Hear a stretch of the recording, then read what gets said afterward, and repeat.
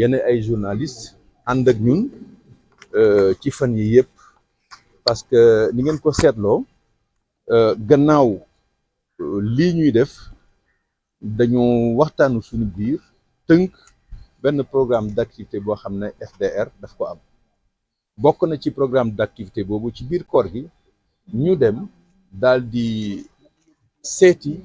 ñi nga xam ne ñooy kilifa diine gii nekk Sénégal moo xam diine l'islam ak jàngu bi fan yi yëpp dégg ngeen ne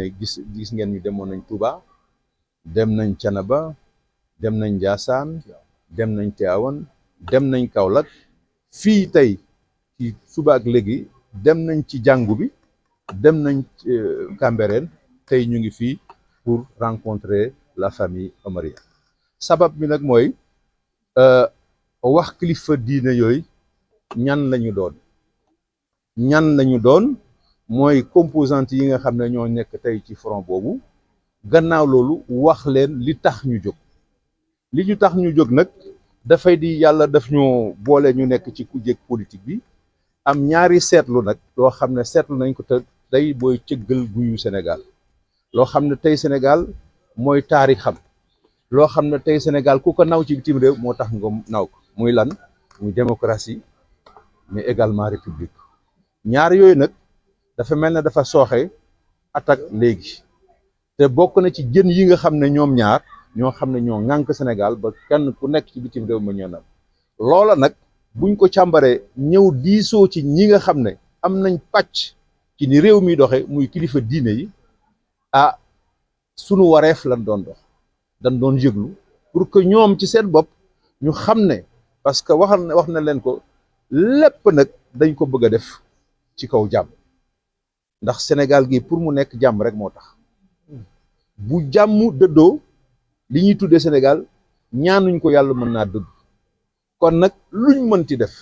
nañ fexe ba nga xam ne jàmm kese dong rek moom mooy wuutu beneen xel bu ñaaw bu mënti am li nga xam ne nag séentu nañ ko ci fan yii ñu génn bu dakkul loolu mën na am te loolu nag lañ bëgg ñun fi mu dabu ci kilifa diine yi nga xam ne ñoom lañ bokk ak réew mi te ñu am ci ñoom yaakaar ci seeni ñaan parce que ñun bokk nañ ci ñi nga xam ne Sénégal ñaan da koo téye kon nag fuñ mënti toog fuñ mënti nekk ñi nga xam ne am nañ ci ñoom yaakaar rawatina ci weeru koor gi ak ci carême bi ñu nekk ñoom tàllal leen so xam ne de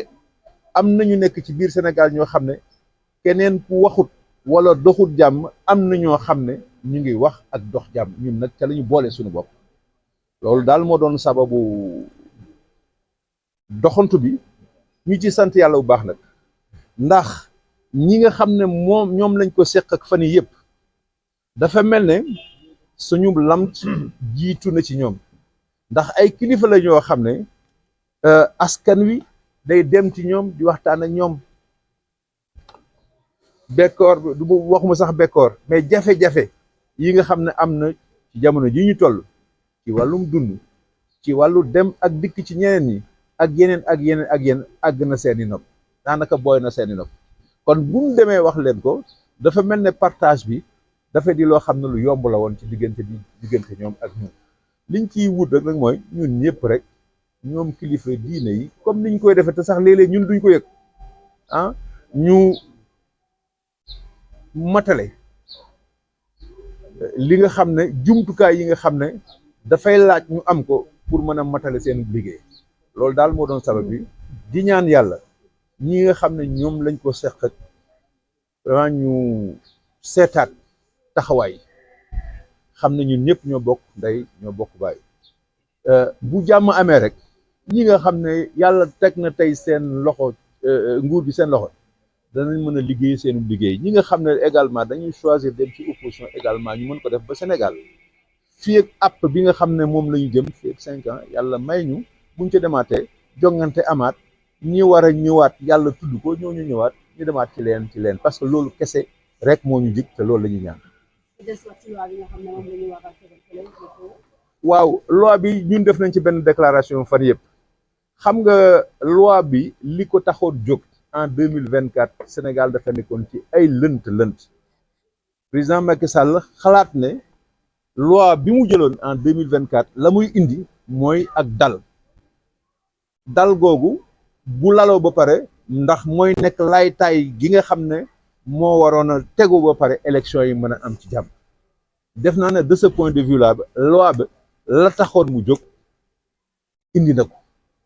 bu ñu demee nag ba ca kanam ñu ne loi boobu dañ koy jàngataat dañ koy tëggaat ci anam boo xam ne dafa mel ne dafay am boddi konti ci biir loi bi ñii la yëkkati pour caw leen ñëlee mu denc leen dafay indi ay jaaxa-jaxa maanaam loolu bu amee jàmm ji nga xam ne moo tax ñuy dox dafay dëddu te mbooleem loo xam ne mooy indi jàmm ñun ci loolu la ñu bëgg a tënk kon nag ñi nga xam ne ñoo ko gànk ñu ngi leen ni ñaan ñu delloo si seen xel xam ne Sénégal moo ñu mag ñun ñëpp moo ñu jiitu te danañ dem bàyyi ko fi kon nag bu yàlla dogalee ca la muy def parce que kilifa diine yi rappelé nañu ko bu ñu fi ñëw fii yàlla moo ñu fi indi te duñu tàggu bu ñu fi jóge aussi moo ñu fi jël te duñu tàggu kon nag li muy séentu ci ñun mu ñu def jëf ju baax ci diggante bi ba bés bu ñu fi jógee kenn ku nekk ci nga xam ne ñooñu wuutu ne ah diwkat bi mu fi nekkee moo fi def lii ak lii ak lii ak lii ci lu baax loolu rek mooy woy wi nga xam ne tey kenn ku nekk ci ñun moo xam ñi nekk ci nguur gi moo xam ñun ñu nekk ci kuddu gi kenn ku ci nekk woy woowu rek nga war a sàkk. jërëjëf Ali Saleh Diop. Grand frère. Seen micro yi.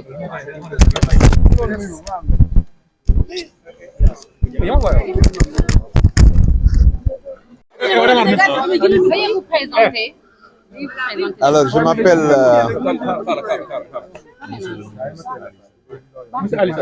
Veuillez vous présenter.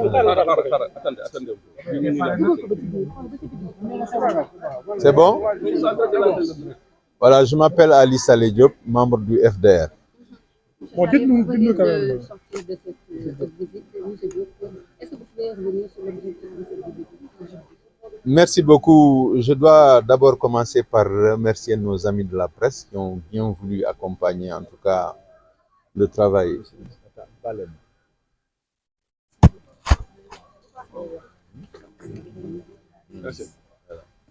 Donc, je dois d'abord commencer par remercier les organes de presse que vous représentez qui ont bien voulu nous accompagner pendant toute cette journée. Nous avons entamé cette matinée avec la visite, en tout cas, de mon seigneur Adrien Sarr, Benjamin Ndiaye, pardon, au niveau de la grande cathédrale de Dakar. Ensuite, nous nous sommes rendus à Cambérène pour rendre visite à la communauté laïenne et enfin, nous nous retrouvons aujourd'hui ensemble ici à la Médina pour rencontrer en tout cas la famille omarienne. Le FDR a un programme d'activité qu'il est en train de dérouler en ce moment et aujourd'hui, dans le cadre de ce programme-là, nous avons entamé justement cette visite aux autorités religieuses pour partager avec elles nos préoccupations aujourd'hui sur la marche de notre pays. Nous l'avons dit assez souvent et répété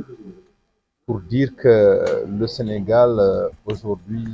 rencontre des difficultés liées au processus démocratique, mais également qui, si la tendance arrivait en tout cas à continuer, fragiliserait les fondamentaux de la République. C'est la raison pour laquelle nous avons constitué ce front pour partager nos avis, nos opinions, nos inquiétudes à une frange de la population conçue par ces autorités. Et aujourd'hui, en faisant le point, depuis le démarrage de cette activité, nous nous rendons compte que les autorités religieuses sont au fait vraiment de la marche du pays et que par conséquent, je pense qu'aujourd'hui, ils ont un rôle assez important à jouer pour, de part et d'autre, des composantes de la vie politique, qu'ils puissent en tout cas avoir les éléments qui leur permettront de vraiment de travailler en communion avec la population sénégalaise pour que la paix règne dans notre pays. Alors, comment appréciez-vous l'accueil qui a été réservé au niveau de cette famille religieuse? À chaque fois, ça a été un accueil exceptionnel et nous avons trouvé sur place des autorités au fait de la vie politique du Sénégal. Parce que le Sénégal est constitué d'une manière où les autorités religieuses reçoivent quotidiennement les populations, échangent avec elles. Et donc, à partir de là, vous comprendrez qu'ils ont une idée assez précise de comment marche le pays et partagent les mêmes préoccupations que nous avons, et lesquelles préoccupations ont pour nom principalement, disons, le raffermissement de la démocratie et la conservation effectivement de nos institutions. En sortie de toutes ces visites, quel bilan vous avez? C'est un bilan très satisfaisant parce qu'effectivement, ça nous a permis de partager, comme je l'ai dit tantôt, nos préoccupations avec les autorités religieuses. Nous avons été bien entendus par ces autorités religieuses qui, nous l'espérons en tout cas, vont avoir en tout cas les éléments nécessaires pour leur permettre en tout cas de faire à leur tour en tout cas le travail qui est attendu d'eux, c'est-à-dire d'être en tout cas ces points focaux à partir desquels vont jaillir en tout cas ces messages de paix, hein, de stabilité en tout cas dans notre pays. Alors, quelle sera votre feuille de route? Ben, nous avons une feuille de route qui est très large que nous allons entamer pour les 5 prochaines années. Et nous avons dans nos organes ce qu'on appelle la conférence des leaders qui se réunit régulièrement pour pouvoir apprécier la situation du jour et pouvoir, à partir de là, en tout cas, injecter en tout cas à notre structure le dynamisme qu'il faut pour pouvoir prendre en charge les préoccupations des Sénégalais à tout point de vue. Est-ce que vous parlez en fait de la loi Djinga qui va être prononcée le 2 avril? Qu'est-ce que vous en dites de cette loi? Nous l'avons dit dans le cadre d'un communiqué que nous avons remis à la presse, que vous aviez justement, que vous avez en tout cas publié. C'est une loi scélérate qui n'a pas son sens dans le contexte actuel du Sénégal. Vous savez, le Sénégal a pris en son temps la pleine mesure des difficultés qu'il y avait effectivement en 2024, au point que le président Macky Sall avait en tout cas proposé cette loi, qui a été en tout cas prise par l'Assemblée, qui a en tout cas créé les conditions, en tout cas d'une élection relativement apaisée. Je pense que la remettre aujourd'hui en cause et la présenter, ou bien vouloir en tout cas interpréter cette loi d'une manière